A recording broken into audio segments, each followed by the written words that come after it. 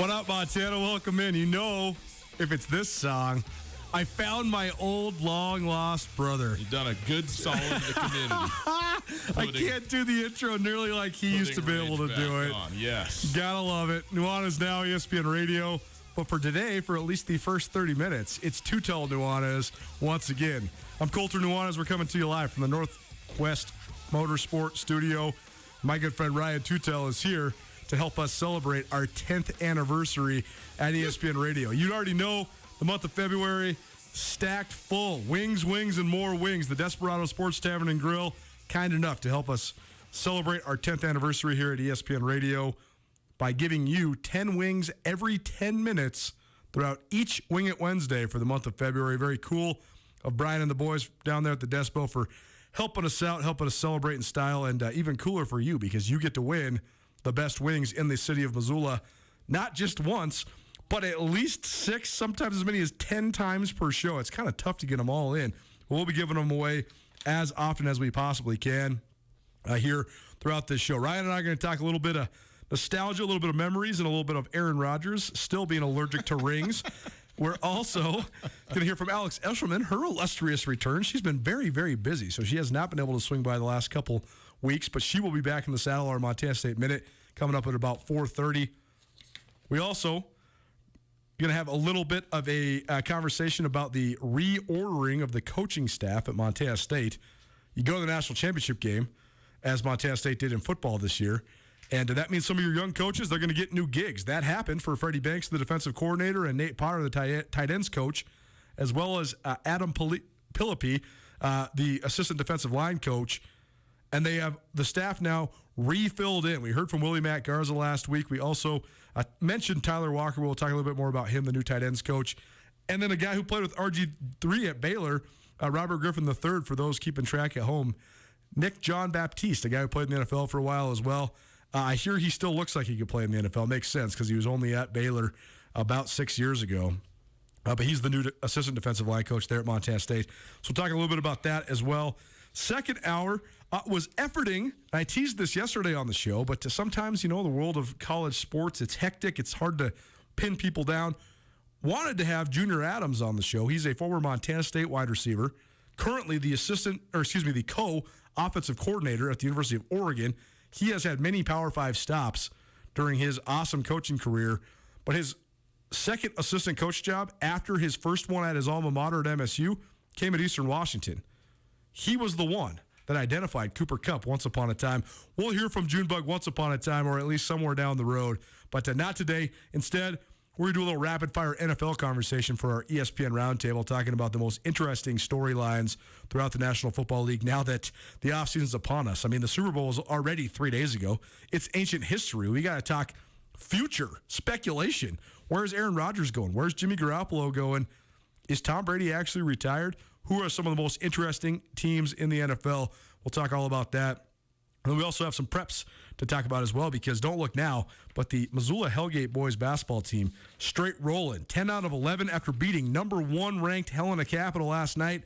And the Knights, they host an upstart Missoula Big Sky team that's also coming off a win over Helena High. Big Sky much improved. And it's been a long time since Sentinel was not in the city championship conversation here in the Garden City. Instead, it's the Eagles and the Knights Friday night at Hellgate for the city title. So we'll get to all that. That's our show outlook presented by Brent Wahlberg and the Wahlberg team, the official realtors of Grizz Athletics. If you have any questions when it comes to the real estate world, give Brent and his team a call today. You want to stream the show, you want to watch or listen any of your mobile devices, you always can. 1029ESPN.com. Click on Listen Live. You'll find the stream. And you want to be a part of the show, you want to get a hold of us, you also can do that. 406-888-1029. That's 888-1029. You're going to want to remember that because we got wings for you throughout the show. Let's start it off right now. Call us right now. Caller number 2, 888-1029. We got 10 wings, the Desperado Sports Tavern and Grill. 406-888-1029. Call us right now for some wings from the Desperado. What's up, dude? How you living? I mean, do you remember I'm in Montana. I'm living pretty good, Do you remember the old phone number? Because we got it all fancy now. 329-1899. That's very good. Is that right? Very good. I think that's the old number. You usually only have memories for like Winston Churchill essays and things. Well, 17,000 repetitions will sear it in there. Here's what I would like somebody to do. Call 329-1899 and see who answers. Let me know who's on the other end of that thing. Call 329-1899 and then text us and tell us who answers. I would actually also love to know that. The original phone number. Yeah, super funny that Tommy's got us all fancy around here now. Yeah. 888-1029. That's like big time stuff. Really, I mean, you got to like pay money. It's like getting a domain. You know what I mean? It is. We had to win an auction. I think it cost us $28. Big time. Yeah. I would not say you overpaid, but I think that's a fair price. $28. Let's talk some history here at ESPN. It is our 10th anniversary here on ESPN Radio. I've been along for the ride for about 4.5 years. This guy here, he brought me into the fold once upon a time, and then left me to go on a. What was the total mileage? On the drive, well, it was 15,500 miles Missoula to Missoula, and we're probably pushing in on 20,000 in actual grand total at this moment in time, in terms of the driving around the USA. But let's say 15.5. That's pretty good. That's a pretty ambitious road trip. Yeah, well, it's it's 20 states. It's not as it is a long way. It's a big country. But we loaded up, got in a camper, got in a trailer, truck and trailer, and just started driving around the country and parking here and there, stay in different places. But if you spread it out, there's lots of people who drive more than 15,000 miles a year. I mean, it's a lot. It is a lot. Not for sure. When I say there's a lot of people, I wouldn't say most people or something like that. No, that's funny. I actually there's a lot of people that drive a lot of miles. I drive about 15,000. Kind of in a line. Yeah, I drive at 15,000 a year. Yeah. For sure. I just go back and forth to like here in Bozeman and here in Spokane. That's pretty much it. I got good news for you. You're driving the two best stretches that there are. Because the rest of it is just tough. Really? Well, no. Not all. There's some beautiful spots out there. Well, we'd already talked about your road trip because Brian has been back. He helped us out throughout the fall, but you've been in South Africa lately, right? I mean, what if there's people listening who don't know who I am? Well, Ryan was the person that is the founding father of this in terms of the on mic. We heard from Dave Cowan last week, who was the general manager of Missoula Broadcasting. Man, Dave Cowan, the guy who was DC. the first guy silly enough to believe in you and your prodigious talents. That's right. Yeah, he had to overcome a lot of objections from our owner to get me in the front door. I tried to tee him up for that last week, and he would not take the bait. And then, of course, our owner came in here afterwards. Yes, because she's always around, and she's like, "You tried to make Dave tell the great story, and he didn't even take the bait." She's like, "I was waiting for it. I was waiting for him to throw me under the bus. He wouldn't even do it." Yeah, well, I mean, it's not totally clear that it was the right decision to bring me on, but I think I started here at Missoula Broadcasting, then Missoula Radio in 2014. So that puts us at just about 8 years ago. In fact, next month will have been 8 years ago that I started with the radio station, and it was about 4 or 5 months after that the very first local sports talk radio show on this station, on ESPN, as an ESPN affiliate, started. And it was Tuesdays with Tutel for 1 hour a day. And if you listened at that time, I apologize. We did the very best we could. Okay? So you're going to have to deal with the fact that it was, a learning curve. And, hopefully we did learn something over the course of time, but it took some time to really understand what it was that was going on here. So set the scene for people. Were you in the old building back then? Of course. Were you at the Langley building there? Yeah, way back. Okay, so was it the OG studio that we first started in? The very first studio. Or were you in the back studio? The very first studio that what is now this show was ever done in was a windowless closet on the interior in the middle of a square beige building. It was no one will see them. They will see no one. And Tucker Sargent and I, our dear friend Tuck, sat, hip to hip, shared a single microphone. Yeah. And so he did the very first show with you? Very first show. It was Tuesdays with Tutel, but you did have a co-host. But he came in and... Because I was thinking about this. You and I did this for a little more than 3 years together. And then when you left, I had no ability to do it without somebody to talk to. Therefore, that's why this show has become what it's become, which is, Interview Central, which is my strength and what I want it to be.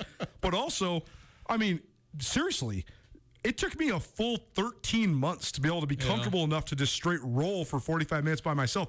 People don't understand. You can think whatever you want about the national guys that do it by themselves. Some of those guys are among the most polarizing guys in radio. But from a pure execution and talent standpoint, to be able to do a 3-hour show by yourself is unbelievable.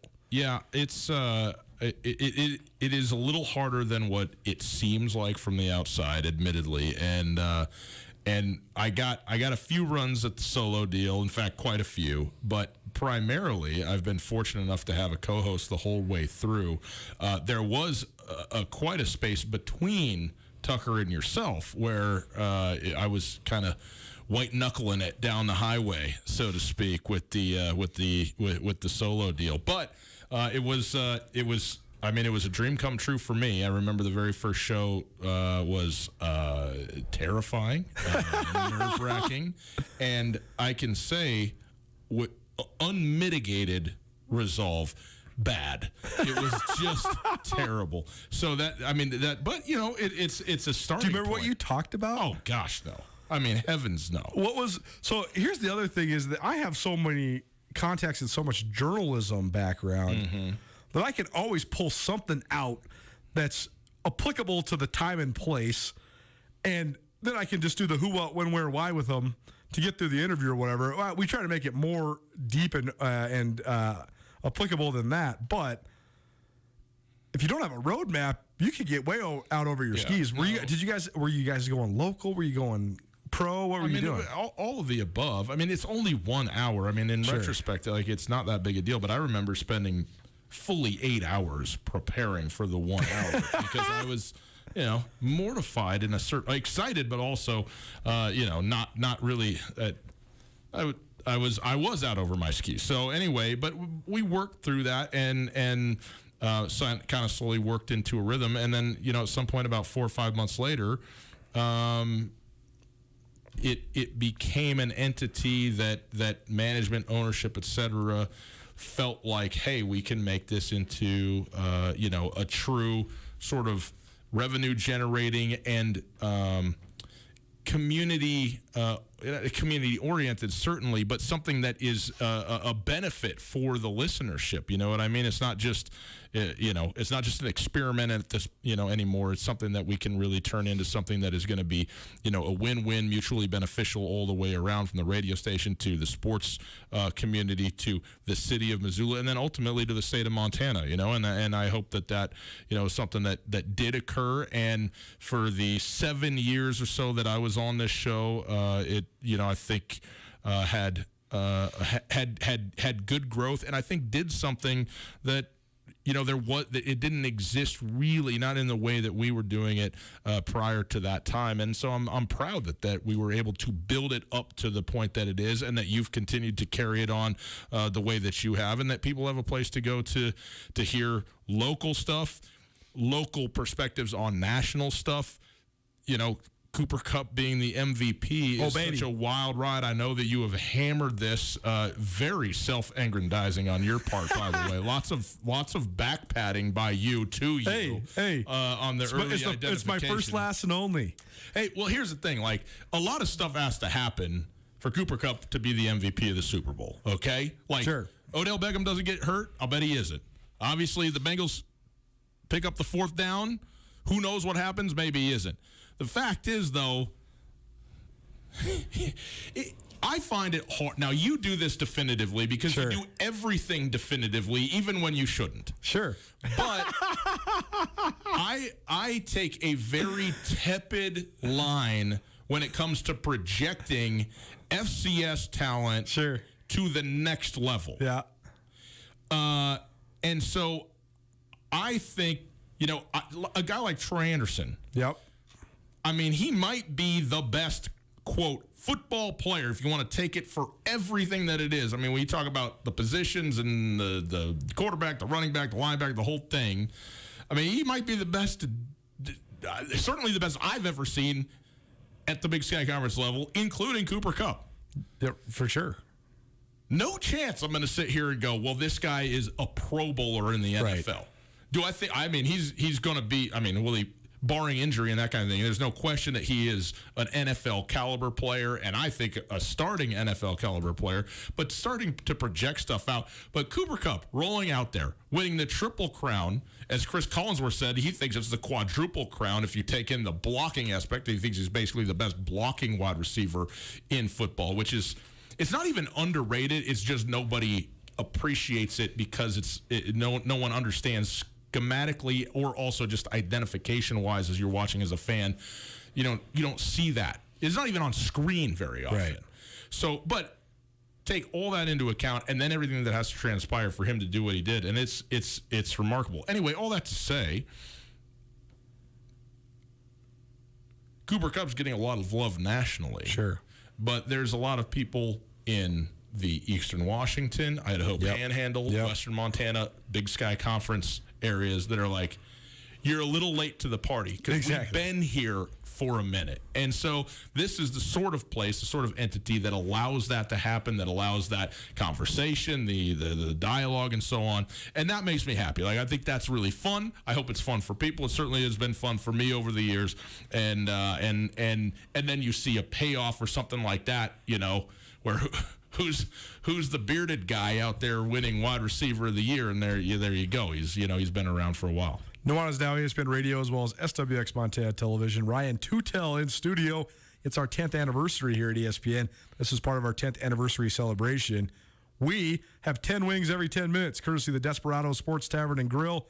Let's double up. One caller, one texter. Caller number one, texter number one. 406-888-1029. Hit us up right now. We got 10 wings of the Despo as part of our 10th year anniversary here at ESPN Missoula. 10 wings every 10 minutes will keep my son, Kai, who's 4, occupied for exactly 100 minutes. I was teasing Ryan earlier today because Ryan has been on this cross-country road trip and then rolled into a 3-month stint with his sister and her family in South Africa. And I can't help but analyze the dichotomy of the experience that your children are getting by traveling the country, traveling the world, and hanging out with you and your wife, which is tremendously nurturing, I have to believe. They're also such smart kids already. But I was teasing you. I said I'm going to write a book about the background of the Tutel girls when they're both CEOs of Fortune 500 companies, and then there's going to be another couple chapters about Kai and his professional eating prowess, taking out Kobayashi and Joey Chestnut at the 4th of July hot dog eating contest. Is he still just crushing? Man, yes. And I'm not going to sit here and bore people with my kid stories and all that. Here's what I'm going to say, okay? Everybody's kid's hungry. Everybody's kid's smart. We got it. Okay. My wife is Filipina. She's American, but she's Filipina ethnically. And her brother, who is, I would say generously, exactly half your size. Like, he's a 50% Coulter. Yes. Okay? Yes. He's 5, I think he's in the 5'6" range. And that's giving him every inch. Okay? And he's not 150 pounds. No way. He isn't. Right. I know. I promise you, and I'm a pretty good eater. I'm not Kobayashi or any of that, but I got that good Scandinavian history with me. He eats me under the table. I've eaten with him. Period. Yeah, I've eaten with him before. It's just incredible. And this is what makes me believe that the Kobayashi thing isn't actually just a trick. Sure. Because I've watched my brother-in-law disappear, just buffets worth of food, and I'm like, but where? How? What is happening? And it's just gone. And so now, I and my family are a pretty good group of eaters, and my brothers-in-law, both of them, by the way, but him especially, it's just like it's disconcerting. And now my son looks like he has grabbed on to the worst of both parties in terms of like just total consumption. And so at 4 years old, he is. I'm poor, Coulter, is what it is. That's also like your goal in life, though, isn't it? Well, yeah. Few assets but love. Here's the thing. If you got nothing to lose, you're in great shape. That's exactly right. Let's talk some sports for a minute. Okay. Huh? Yeah. How about that? I'm trying to think of the last time you were on the show. You haven't been on with us in 2022. No. So we'll November, do a little rapid fire here. Okay.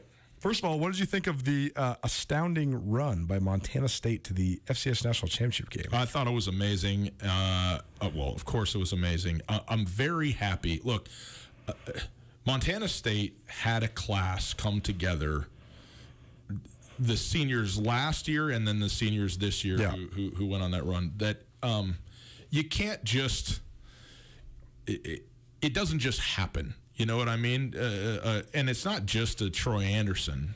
It's right. It's a lot of dudes for sure that came together at the same time and came together in a circumstance that was galvanizing. I mean, it's really hard to over communicate the importance, particularly in football when you have so many guys, of buy-in.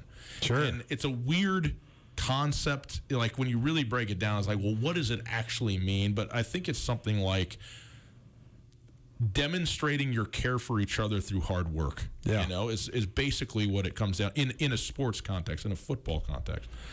And I think you had that, and I think that Jeff Choate deserves so much credit for creating that culture. For sure. For turning that thing on its head. For sure. And he also deserves credit for leaving. Because that was the most... I thought about this extensively, but if Choate leaves like he did, but they don't have a full year to sort of coalesce, last year doesn't happen. The circumstances that came together were just perfect, right?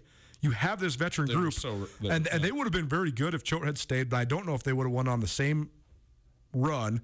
But he leaves, and that's what you're saying. The galvanization happened because he left, and also they had this whole long time to come together, too. Well, he created that culture to make that a reality. And then I think Brent Vigen comes in, and he's a very different guy from Jeff Choate. For sure. Night and day. And that can go kind of one of two ways. Here's what's not going to happen. You're not going to continue down the same path. You're either going to split and it's all going to fall apart because everybody, had a guy that they were about, and now that guy's gone. And I don't know Coach Vigen, but having watched the team, I give him a ton of credit and that staff for clearly bringing along and sort of validating everything that this group had done up to that point, and then pressing forward and said, we're going to keep going, but in this new sort of way. I mean, that's what it looked like to me anyway. And also, you got to say Tommy Mellott. For sure. Some guys, it's just a certain je ne sais quoi, right? Like they have a certain thing about them. He's got some great skills. He's so young. For sure. He's not. I saw him in person the other day. He looks like he's 12. He's not a top half quarterback in the Big Sky Conference. No, but he's one of the best athletes. But just in general, in what he does. Sure. But he has a work. Not work ethic isn't even the right way to say it. He's got a certain grit about him, and a certain I have to come through for the older guys or what it is. And they knew he would come through for them, right. too. They trusted him. And so, look, if you say if Tommy Mellott doesn't get injured on the first drive of the play, is it a different game? Well, it is a different game. Does it mean that NDSU doesn't go on to win anyway? Certainly not. They proved again that they're dominant, and who knows. But I think it is fair to say who does know. And what I watched Tommy Mellott do, and basically given the room to shine because of how, because of that group, I thought it was amazing. And I also think this,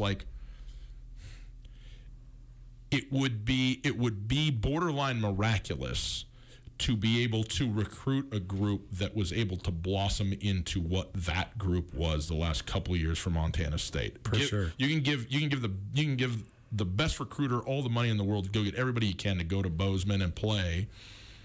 And they're going to get good players, but there's a special thing that happens to have that level of players all show up, all care about it, all be into it, and all go the way that they did to make a run to the Natty. So, I'm glad that they did, because they deserve to have that sort of run given the 4, 5, 6 years that they had being at MSU. How about your Green Bay Packers? Aaron Rodgers is no longer engaged. I don't really ever care about those sort of details in the athletes that we commentate about. Mm-hmm. But just yet another dramatic element to what has been drama. You and I, before you weren't a co-host of this show, screamed for that entire fall leading up to this back and forth, because I was telling you Aaron Rodgers is a overdramatic drama queen, and he's done nothing but reinforce that these last several years. Are you over it with him in Green Bay, or where are you at with A-Rod? I mean, I don't even know what you're talking about. You want him. You want him. You love him. Of course. You do. You're in. You know what I like, Coulter? Winning. Football. You know what Aaron Rodgers is? The best football player on the planet of Earth. That's a fact. That's not like hometown, home fandom. It's just what that is the truth. Did he win the MVP? Yes. These pro sports MVPs, where they don't announce them till after the season is complete. You didn't know? Am I informing you of this right now? I thought that he might have, but I was blacking it out. Well, you're pathetic. I was too busy celebrating Cooper Kupp. Well, you should celebrate Cooper Kupp. Yes, and this is odd that Cooper Kupp could be the Offensive Player of the Year and Aaron Rodgers would be the MVP. Right. Like, it seems you should be both. I understand it's 2 awards, so they separate them. Okay, fine. No, of course you want Aaron Rodgers to be the quarterback of the Green Bay Packers, and I actually think that he will be. Mostly because nowhere else is he going to go that he's going to be in a better situation to win. And the Packers are good.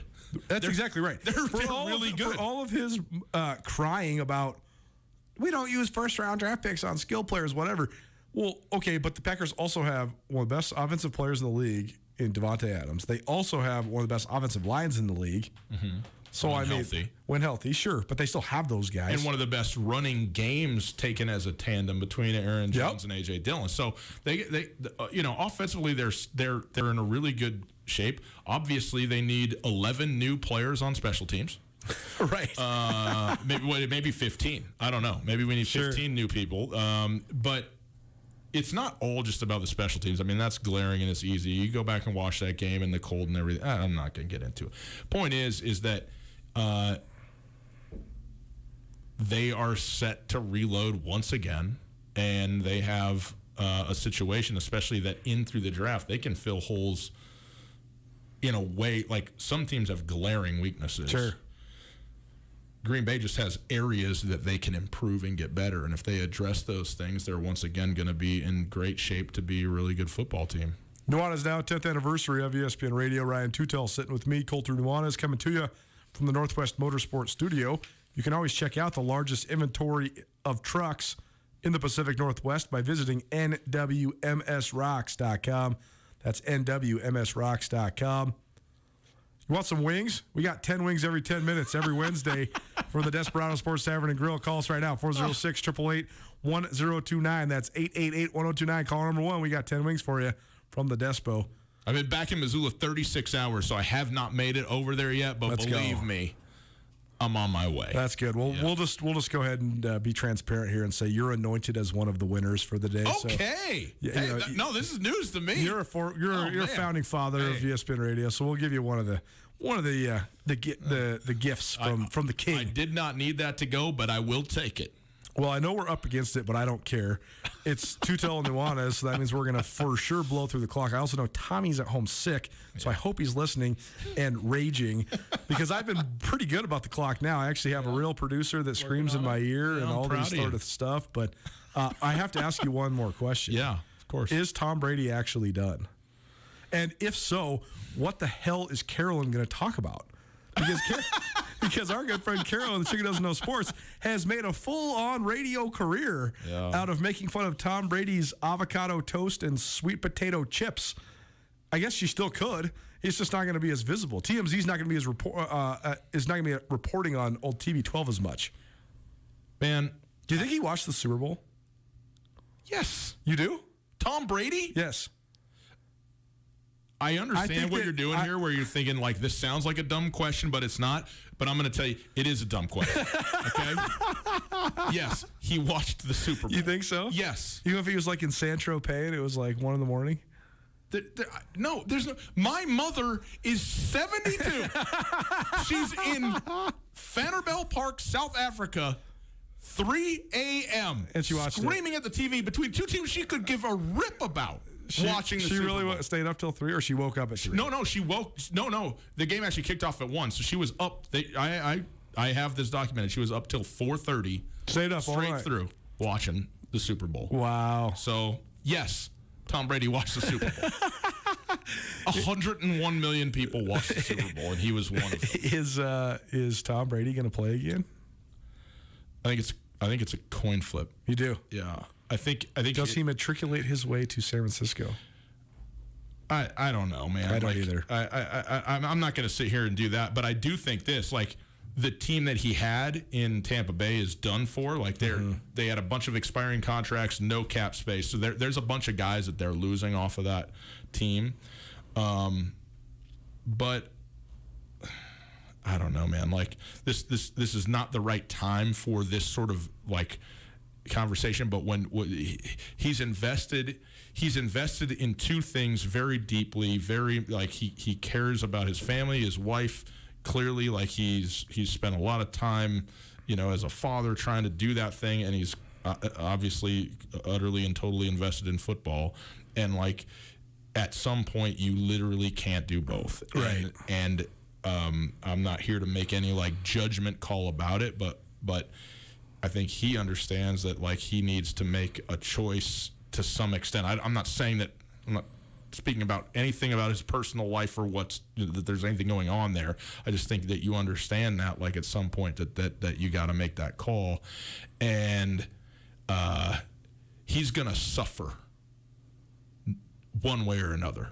Right. And I don't mean that in a bad way. No, like, totally. Nobody's crying tears for Tom Brady, believe me, last of all. But to walk away when you still got it by a lot. Right. I mean, this ain't like... No, he led the league in this touchdowns. ain't I mean, Peyton Manning, Ben Roethlisberger, No. like, it's all out there. It ain't all out there for Tom Brady. He led the league in passing yards and threw 43 touchdowns. So, but also I think this, like, if he can't get into a situation where he knows, like, we're gonna be having a run, we're gonna be looking good, then of course not. Like, forget about it. He's not trying to be 500. Exactly. As a coach we both know well says, I ain't trying to lose 20 games in a season ever. That's exactly right. Anything else that's been burned in your sports mind before you let No, it go? man. I played cricket for the first time in South Africa. Nice. How's that? It was wild. It's really weird to be able to hit a foul ball for points, but you can do it in cricket. But no, it was a great trip. Great to be with my sister. Bless her heart, her and her 5, but sort of actually 7 kids, depending on how you count. And then our 3, they had a grand time together. I've been in summer for about 18 months. It sounds like a dream to many. It's absolutely a nightmare for me. And so when I woke up to snow this morning, it was borderline tears, and my kids have done nothing but roll around in the white stuff all day long, and I'm gonna join them for a while, I think, now. Gotta love it. Ryan Tutel helping us celebrate our 10th anniversary here at ESPN Radio. Thanks for being here, man. This was fun. Privileged to be back. Love it every time. I should just lock the door, not let him leave. Alex Eshelman, the Montana State Minute. What's going on with MSU Hoop? She's got the scoop. Keep it right here. ESPN Radio, SWX Montana Television. Nuanez now. Back after this. Hey, it's Colter Nuanez from Nuanez Now, here with Brent Wahlberg of the Wahlberg team at Windermere Real Estate. It's a complicated real estate market right now. What do you think is the biggest challenge? This is a real tough market for buyers because what we have right now is an unprecedented lack of available options, low supply. You have to be extra competitive. You've got to make your first offer your strongest offer. Experts like myself in this market can really help people do that. Call Brent Wahlberg and the Wahlberg team at 529-4663 today. Automated Living is a Missoula-based smart technology company. If you are looking for a new home theater, some quality hi-fi music on your deck or den, a screen and projector in your boardroom, one button to turn off all the lights, Cameras to monitor your parking lot or a security system to keep you and your family safe? Automated Living has a solution for you. We make our clients' lives easier and more enjoyable while giving peace of mind with streamlined control of all elements in the home or office. Contact us today for a free consultation. Hi folks, this is Moose from Sunshine Motors. Are you looking for a truck or SUV? That is our specialty, and we will get you the best trade-in and the best price on your newer vehicle. Sunshine will find you a quality pre-owned truck or SUV of your choosing. That's only at Sunshine Motors on Broadway, off of Reserve next to Costco, or on the web at sunshinemotors.com. Sunshine Motors, they let the sunshine in. When you look up in the rafters at Dahlberg Arena, you see dozens and dozens of championship banners. The Montana Grizz and Lady Grizz basketball teams have some of the best tradition of any mid-major programs in the United States. At Nuanez Now, your favorite daily sports talk show, we are proud to introduce our Grizz Star of the Week Hoops Edition. Tune in each Wednesday for an exclusive interview with men and women's basketball players from the University of Montana, and be sure to keep it tuned for your chance to win tickets to home games each and every week. Before I came here, I always hated defense. I didn't play a lot of defense back home in Australia. But then, as I've kind of, the last couple of years, defense has become a lot more fun to me. I think the idea of five guys just being able to, you're just sort of imposing your will on the other team if you don't let them score, and you can just dominate a game that way. And I think it's just so frustrating for them, and seeing that frustration and being able to come together, a group of guys, and just doing that is super exciting and it's fun. The Grizz Star of the Week is proudly presented by Bob Ward Sports and Outdoors. Tune in each Wednesday to hear the Grizz Star of the Week on Nuanez Now. Tune in each week for the Montana State Minute to check in with Bobcats men's basketball coach, Danny Sprinkle. That's part of taking the next step as a program. You can't get comfortable with what you've done because nobody cares. Just because you beat Portland State and NAU on the road, if we come home this week and lose to Eastern and Idaho, that's all for naught. So it doesn't really matter. The goal is to continue getting better this week than we were last week. Brought to you by your Montana Realtor, Jake Dubeck, and J&V Restaurant Supply.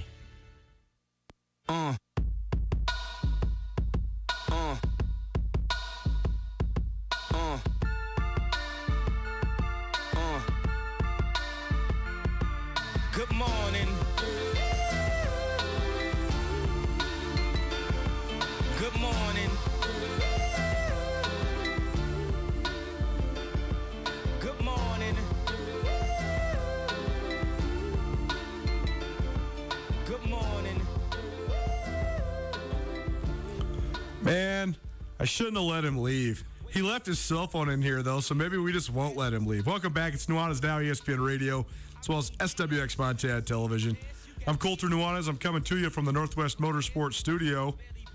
You can check out Northwest Motorsport online anytime, nwmsrocks.com. They boast the largest inventory of trucks anywhere in the Pacific Northwest. Appreciate them for being a proud part here of Nuanez Now.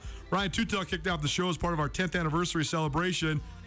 If you've been paying attention, all February long, every single Wednesday, we have 10 wings every 10 minutes from the Desperado Sports Tavern and Grill, courtesy of the number one client here at ESPN Missoula, the first one we ever had 10 years ago back in February 2012. So we appreciate them. So let's keep on doing it. Let's keep on rolling. Text us right now, 406-888-1029. That's 888-1029. We got 10 wings to the Desperado as part of our 10th anniversary celebration. Appreciate Ryan being here. Very fun to do a little Tutel Nuanez action here on Nuanez Now. Feeling nostalgic. Time now, though, for the Montana State Minute. Alex Escherman from SWX Montana Television. She's over there in Bozeman, and she joins us each Wednesday. But it's been a couple weeks because she has been very busy. So, Alex, thanks so much for being here. What have you been up to? What's been going on? Well, Coulter, thank you so much for having me back. I know I'm so sorry I've not been able to join you here the past few weeks, but oh my gosh, you think things slow down a little bit with the football season being over, but when both your basketball programs are rocking, it's kind of hard to not give them the attention that they deserve, and they very much deserve it with the performances that they've had rolling into February here, and then not just the Montana State basketball programs, but we've got tennis. They just had a Brawl the Wild victory over the weekend, and the indoor track and field season's going well for the Bobcats. So kind of been running around all over the Brick Breeden Fieldhouse the past few weeks, Coulter. Well, no doubt about it. And it is sort of the epicenter right now of the state of Montana is that Montana State campus. And I think it's a testament to the institutional momentum that MSU's cultivated as a university as a whole and as an athletic department. So let's first start with the track and field aspect. I'm going to be over there in Bozeman next week for the Big Sky Conference Indoor Track and Field Championships. And the coolest part about track to me is that the time is the time, the height is the height, the mark is the mark. And if you are at a national level, you're at a national level. You don't have to, get a seed in a tournament and upset this team or that team or whatever. Right now, Duncan Hamilton for the men's track team and Lucy Corbett for the women's track team there at MSU are two of the best in the country. Lucy Corbett just had a 6'2" high jump, which is the second best mark in the NCAA this year, period. So I'm sure you're probably just now diving into track, but very cool that there's two nationally ranked athletes right now there at Montana State. It's so cool. And I actually was able to speak with Lucy yesterday about her performance at the Bobcat preview, and she's so cool because she's just calm and collected every time she talks about it. And I said, how do you keep your nerves down in moments like that when all eyes are on you? And she said, funny enough, she actually just lays on the ground and closes her eyes right before she goes out and performs, and it seems to be working for her. So she said that, she knew she had to hit the 6 foot mark in order to qualify for nationals and kind of take that next step.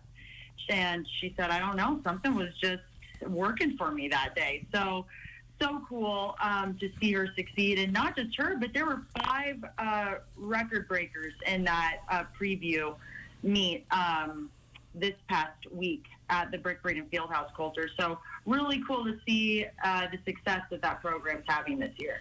Montana State Minute, Alex Esselman joining us here on Nuanez Now. It's presented in part by J&V Restaurant Supply. J&V is your home for everything kitchen. Whether you're a Bear or a Bobcat, an Eagle or a Scotty, you can score big with J&V. They have 3 locations throughout the state of Montana, but also have an awesome website, jvrestaurant.com. Go visit jvrestaurant.com today. The hoops teams are absolutely rolling at MSU. The Montana State women lost at Southern Utah last Thursday. That's the only loss of 2022 for the Bobcat men's and women's basketball teams. They were 17-0 to start the new year. And now here, I guess you do some math, and they pushed it over 20 wins and just 1 loss still in this calendar year. Unbelievable for the MSU men and women. Let's start with the women, though.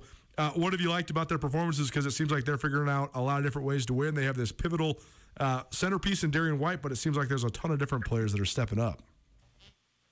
I think you just hit the nail on the head, Coulter. I think the depth of their team is what's contributing to the consistent success of their program. Like you said, Darian, that 32-point performance a couple weeks ago was absolutely incredible, and she's just such a good leader for the program, knows when to step up and kind of take control of the team. But like we see on the court all the time, she just leads by example as an absolute star. But the depth of the program, you see so many of the other players step up between Taylor Jansen and Lexi Deeden and Leah Beatty, and everybody is able to produce and contribute. And so I really think that is the key to what is making that team successful. And then the coaching staff is just amazing. Coach Ben and the rest of the assistant coaches are phenomenal. You can see that they have a really good culture going there, and a continued culture. Obviously, this is Coach Ben's 17th season. And shout out to them as well. They have the best style. Every time they walk onto the court, they've got amazing outfits, and I truly get inspired by looking at their outfits and their looks. I'm like, okay, I think I could maybe wear that or try to look as cool as them. You gotta love him. Alex Eshelman joining us here on Nuanez Now, ESPN Radio. And Danny Sprinkle's squad continues to roll along as well. The Montana State men now, 11 wins in a row, 16 out of 17. Seems like the Bobcats can do no wrong. What do you think of this winning streak? And is it sustainable? There's always the notion in sports where you don't want to be too hot going into a single elimination tournament just because you want to peak at the right time. But at this point, these guys, they can't lose. They haven't lost in months. I know. It's incredible. And I definitely think it's sustainable, Coulter, because, and I was just saying this, that I feel like since the start of the season, you could feel the chip on the team's shoulder from making it to the championship last year and not being able to, unfortunately, they didn't get it done in that very final game. And I think that that's the mentality of never really being satisfied. They not only want to get back there, but they want to get that win. And I think that they right now are so locked in and focused on one game at a time to get them there. And these have not been easy wins. I mean, this has come down to a couple of points at the end of the game. And for them to be able to step up in those high-pressure situations and get the job done, that is going to be critical when they continue to move down the stretch into their season and into March. They just have so many different players that can step up, too. But I think that the emergence of Raekwon Battle has been absolutely pivotal because everybody knew about Ahmed Adamu and Xavier Bishop and Jabril Bello and even Abdul Muhammad, the veteran guys. Well, Battle has been Mr. Clutch lately. So what have you thought of him being able to come off the bench and carry him like he has for certain stretches? Incredible. And I was actually able to speak with him, Coulter, when it was announced that he was transferring to Montana State. And I do remember him talking about how this is a place he wanted to come in and play and contribute. And that was his main point. He's like, I just want to get out there and I want to be able to play every single game. And he's been able to do that, and he's been quickly become a star. It's fun to watch him. It's fun to watch him play. Like all of them are fun to watch, but there's something about his energy that he brings. He can just kind of come up and make these clutch shots in these high pressure situations. Here's one thing I've noticed, Coulter, and this is a topic of conversation I've started. Are the short shorts back? They are. Am I out of the short shorts are back because Raekwon rocks the short shorts, and I was like, are they all wearing the short shorts? Everybody's wearing the short shorts now, and I feel like I've been out of the loop because somebody said to me, yeah, this has been happening for like 2 years, and I'm like, really? This is back? So I don't know. He rocks the trend. It's hilarious too because people of a certain age, especially people that are a little older than me, people of Danny Sprinkle's age group, for example, Montana State's head men's basketball coach, they certainly were inundated with that baggy shorts, the Fab Five, the Allen Iverson era. Everybody's wearing shorts that, in retrospect, were so ridiculously baggy. I saw a picture of Coach Springs when he was playing, and he has shorts, looks like he's swimming in them. The look now, regardless of a style or not, it's a lot more functional, I at least think. It's a lot easier to dribble the ball between your legs when you're not wearing a couple parachutes as pants. It's so interesting, Coulter. I mean, I don't know when I noticed it recently, but I'm like, is this the new look? And it was Jack Murray. Yep. Social media star for Montana State. And he said, yeah, have you not noticed? I mean, the way we ordered these new jerseys, you had to have the short shorts with the look. It was a must. I'm like, wow, okay. And I do think that Raekwon is the ringleader of the short short trend. You gotta love it. Both Bobcat Sports and Fashion Analysis with Alex Eschmitz, our Montana State Minute. Alex, I will. Fashion today. We gotta love it. We love everything that has to do with anything pop culture and off the beaten path when it comes to the sports world. So that's the Montana State Minute. Alex Eschmitz from SWX Montana Television. She joins us each week here on Nuanez Now. And Alex, appreciate you being here this week. We'll catch up with you next weekend. I'll probably see you in Bozeman next weekend. But in the meantime, have yourself a great week, and we'll talk to you soon. Can't wait, Coulter. Thank you so much for having me. It's always a pleasure. Nuanez Now, ESPN Radio, SWX Montana Television. The Montana State Minute is presented in part by Jake Dubeck, your Montana realtor. Whether you're looking to buy or sell in the world of real estate in the Helena area, Jake Dubeck should be your first call. Any questions you have from the accelerating Montana real estate market to what the future might look like for you, Jake has in-depth knowledge on all the neighborhoods in and around the capital city. So if you're in the Helena area, give Jake a call today, 406-465-5506. That's 465-5506.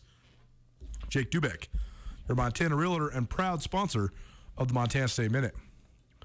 More wings, plus maybe a little history lesson coming up after this. Keep it right here, ESPN Radio. If you're ever injured in an accident and you're worried about if a lawyer is going to cost you too much money, the Advocates, they will provide help for you. No out-of-pocket costs until your case is settled. You pass the stress of your accident off to the Advocates. That helps you focus on getting better. To find out how the Advocates can help you, you can call them free of charge, 406-640-4444 today, or you can visit MontanaAdvocates.com. And remember, you deserve an advocate.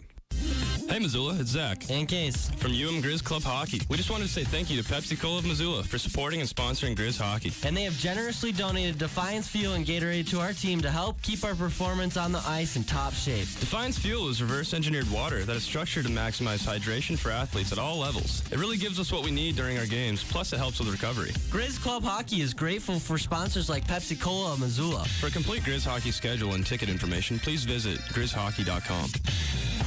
Ready to step up your hair game, but just not quite sure where to go? Well, look no further than Compass Barbershop, a modern barbershop for everyone, where they can help you find a style that's right for you. They offer precision scissor cuts and fades in a unique and inclusive atmosphere. Compass Barbershop has it all, including convenient online booking at compassbarber.com, or you can just stop by any day of the week. You can also check out Compass Barbershop on Facebook or Instagram. Find your way to Compass Barbershop, downtown on the Hip Strip, at the corner of modern and retro. Bad Hybrid, Crockumentary Films. Who wants to watch a crock pot in action? Good Hybrid, the Big Sky Documentary Film Festival back in Missoula theaters and online. This year you can attend live screenings at the Wilma, Roxy, and Zach, or watch in the comfort of your own home. Seating is currently limited, so if there's a film you want to see in person, go to BigSkyFilmFest.org to purchase a ticket. And if you're a pass holder, make sure to reserve your seat in advance. The Big Sky Documentary Film Festival begins February 18th. We hope to see you there in real life or virtual life. Back by popular demand, Zootown Sports Cards presents the Missoula Sports Card and Collectibles Show. Check out exceptionally rare and coveted cards and goods from more than 40 vendors from around the state and region. It's all going down at the Doubletree Hotel Saturday, April 2nd, 10 till 5. Admission for attendees is free. JSA authentication will be on site, so come check out the hottest in the memorabilia industry at the Missoula Sports Card and Collectibles Show at the Doubletree, April 2nd. Presented by Zootown Sports Cards of Missoula. The world of real estate is always evolving. That's more true now than ever. If you are a longtime Missoulian that is looking to upgrade or downsize, it might be the best time yet to sell. If you're in the position to buy something new, today might be the best time to buy. And no matter what questions you have when it comes to residential or commercial real estate, Mike Nugent and the professionals at Berkshire Hathaway in Missoula have your answers. To find out what Mike can do for you, give him a call today, 531-1802. And remember, every question is good to ask.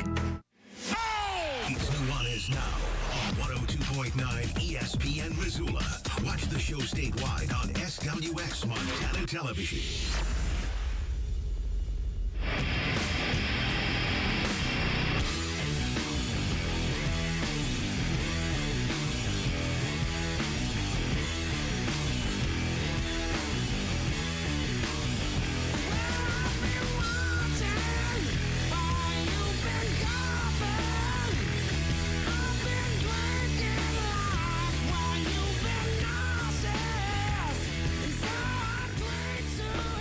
What up, Montana? Welcome back. Nuanez Now, ESPN Radio, as well as SWX Montana Television. I'm Colter Nuanez. We're coming to you from the Northwest Motorsport Studio. You can find amazing winter savings at Northwest Motorsport. Visit nwmsrocks.com for the largest selection of lifted trucks, diesel trucks, and off-road capable SUVs.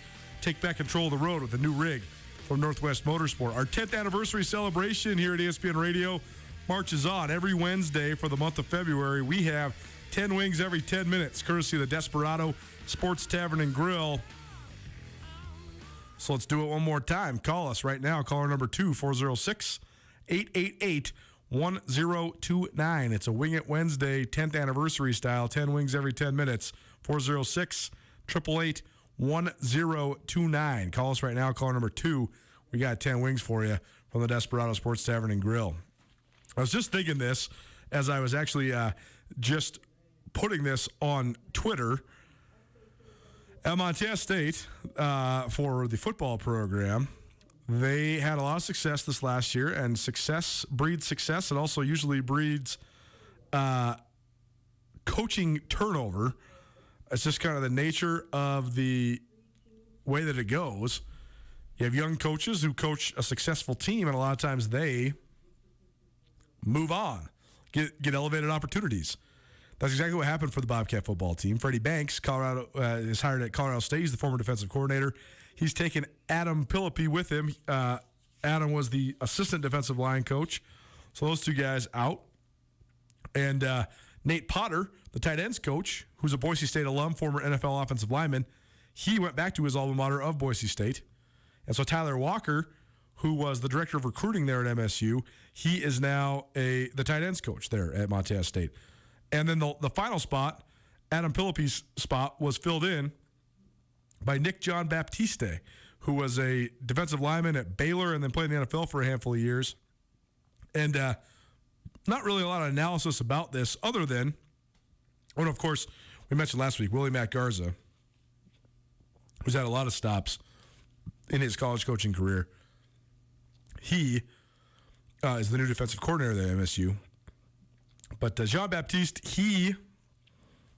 when he was playing, won about 6'3", 335. And so the only analysis I have here is I was thinking to myself, who are the biggest in just physical stature of the Big Sky assistants? I mean, Chad Germer at the University of Montana he's a big dude. He played in the NFL. He's a good 6'5", and he's a lot trimmer, actually, than he was during his playing days. But, I mean, he's a very, very large man.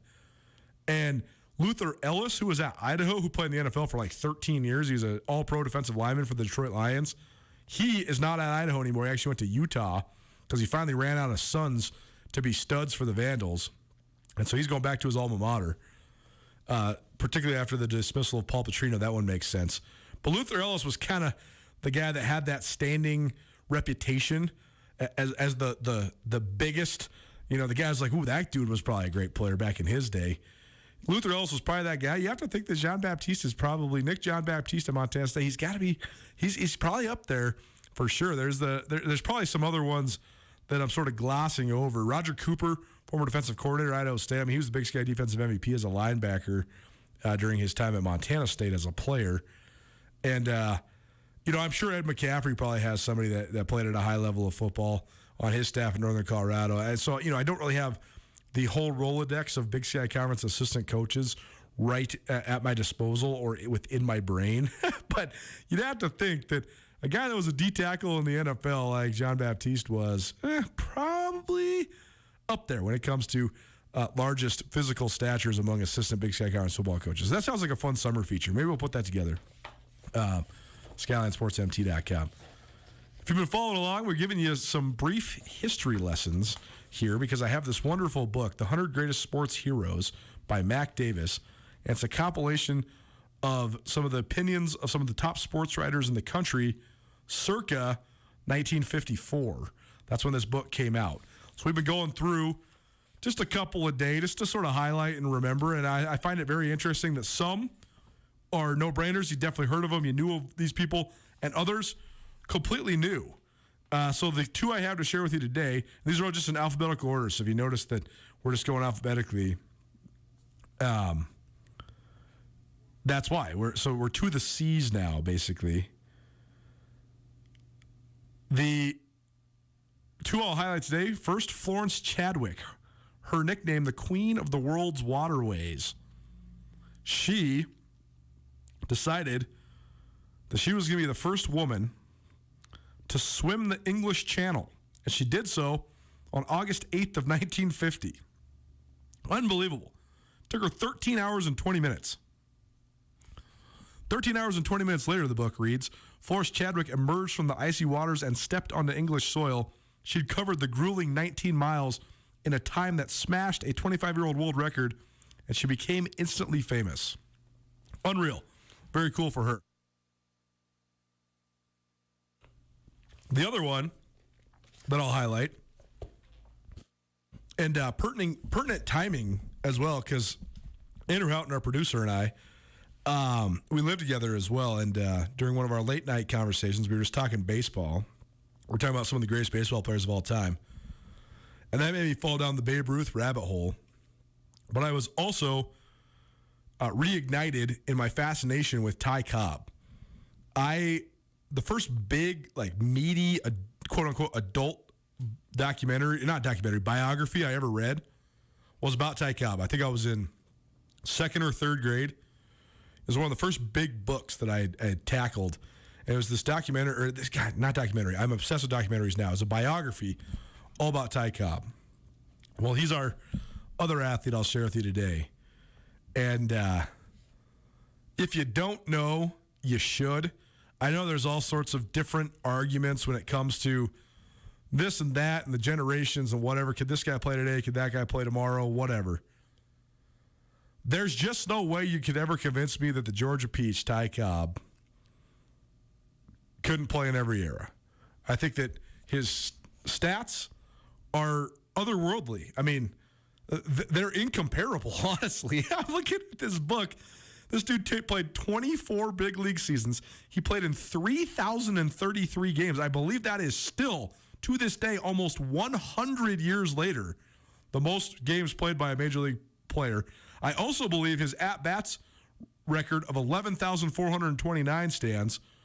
I'm certain that his runs scored record of 2,244 is still in the top 3 or 4. I believe that only Ricky Henderson, maybe Barry Bonds, maybe Hank Aaron have more than that, but 2,224 runs. I mean, that's the name of the game, right? But he also, at the time of this publishing, had far and away the most hits in baseball history. Pete Rose, of course, infamously broke that record before then getting banned from baseball for gambling. But Ty Cobb, 4,191 hits. He also stole 892 bases, which was before the days of Maury Wills and Lou Brock first, and then, of course, Ricky Henderson and Tim Raines and some of the other great base stealers of the 1980s and the 1990s with Kenny Lofton. There wasn't people stealing bases like that back in the 1910s and 1920s. Ty Cobb stole 96 bases in one season. That, in comparison to what people were doing back then, is like doubling up your competition. Unbelievable, and probably even more than that. A lifetime 367 hitter. He won 12 batting titles, including 9, count them, 9 in a row. He hit over 300, 23 straight years. Unbelievable. More than 200 hits, 9 different times. He has the highest single-season batting average in the history of baseball when he hit 424, and he batted over 400. Remember, nobody's batted over 400 since Ted Williams did it 75 years ago. Ty Cobb hit over 400 3 different times. Just unbelievable. But he also, probably the most unbreakable record he has is the record for total bases in a single game. One afternoon, and this was on May 5th, 1925. So that's my birthday, but a good 62 years before I was born. Ty Cobb, most total bases in a game. He had 2 singles, 2 doubles, a triple, and 3 home runs. I don't even have a time to do all the math on that. Unbelievable. I love some of those old school baseball stats. So that's your little history lesson for the day. A little Ty Cobb for you. Hour 1 in the books, hour 2 coming at you. A meandering and wandering conversation all about what's next in the NFL. Super Bowl in the rear view. Off-season drama sure to be upcoming. We'll go all the way around the NFL. We're also going to talk some high school hoops. And, of course, we got 10 wings every 10 minutes. Courtesy of the Desperado Sports Tavern and Grill as part of our 10th anniversary celebration here at ESPN Missoula. Keep it right here. We'll be right back. It's Nuanez Now. ESPN Radio for Western Montana, KKVU HD3 Stevensville, and 102.9 FM on K275BS Missoula. There is still plenty of winter left to enjoy, and Bob Ward's has the gear to help you make the most of it. Right now, you can get screaming deals during Bob Ward's midwinter clearance sale. Find great deals on winter season gear store-wide. Outfit the family for a day on the snow without hurting your wallet at Bob Ward's. Get a new ski package for less. Find outerwear at super low prices, and take a hike with the best prices on winter boots. Bob Ward's midwinter clearance sale is on now. Bob Ward's, sports and outdoors, Montana style since 1917. Oh, I love family road trips. The wind in my ears. Good dog. Treats in my mouth. And peace of mind, knowing we went to Les Schwab for our tires, brakes, and alignment. If we had gone to one of those cheap tire stores that don't offer those services, I'd be a doggone wreck. Like Les Schwab, my family's safety is my first priority. Well, that and treats, obviously. Swing by or book online. Les Schwab Tires, doing the right thing since 1952. Which would you rather be? An armchair quarterback or an on the edge of your cushy leather seat chair quarterback? Turf Club Sportsbook is now open at Northern Quest with the most modern, luxurious, and exciting sports wagering experience around. So you can bet, watch, and win like never before. Right here in the heart of the action. Turf Club Sportsbook, the ultimate game changer. Now open at Northern Quest. Part of the glory of building a business comes from leaving a legacy to ensure your business continues thriving into the future. Have you asked yourself lately, what is your plan? Forming a personalized business succession plan is essential to know the passion you put into your business will carry on. Nick Tabor at Westpac Wealth is here to help you navigate all your business succession and retirement planning needs. Give Nick a call at 728-6699 and keep the spirit of possibility vibrant while making your future more tax efficient with a personalized business succession and retirement plan for you. I can't believe we have to make this commercial. It's ridiculous. You'll think it's ridiculous too. Listen to this. This commercial is about, well, it's about parents being rude at high school athletic events. Ridiculous, right? It gets worse. Studies show more than 75% of new high school officials are quitting because of bad adult behavior. So now there's a shortage of refs here in Montana. In almost all sports. No officials means no more games. Is that what you want for us? Come on, parents. It's time to grow up. Cheer for your team. Be proud of your children. But stop being so ridiculous. And don't make us run another commercial. Because we will. This message presented by the Montana High School Association and the Montana Interscholastic Athletic Administrators Association, reminding you to always practice good sportsmanship. ESPN Missoula Sports Center. From the Big Sky to the Big Time, Cooper Kupp had one of the most successful weekends of anybody to ever come out of the Big Sky Conference on Super Sunday. Hello, I am Colter Nuanez. Kupp, a former four-time first-team All-American wide receiver at Eastern Washington, once spent his time tearing up the Grizz, the Bobcats, and the rest of the Big Sky. And on Sunday, Kupp capped arguably the greatest single season by a wide receiver in the history of professional football. The 6'2", 208-pounder from Yakima caught 8 passes for 92 yards and 2 touchdowns on the way to earning Super Bowl MVP honors. Kupp caught 4 passes, including the go-ahead touchdown with less than a minute to play to help lift the Los Angeles Rams to a 23-20 win over the Cincinnati Bengals in Super Bowl 56. Kupp's final totals for the season include astounding numbers. 21 games, including the playoffs. Kupp notched 178 catches, 2,425 yards, and 22 touchdowns, winning the regular season receiving Triple Crown and earning unanimous first-team All-Pro honors. He caught an NFL postseason record 33 balls during the playoffs, was the NFL Offensive Player of the Year, and capped his 5th season in the league with Super Bowl MVP honors. And finally, in Big Sky women's hoops action, the Lady Grizz fell 63-57 at Eastern Washington on Monday in a makeup game from earlier this season. EWU led for the duration of the game in Cheney on the way to its 4th Big Sky win this season. The loss drops the Lady Grizz to 7-6 in league play. This ESPN Missoula Sports Center is brought to you by Selway Armory.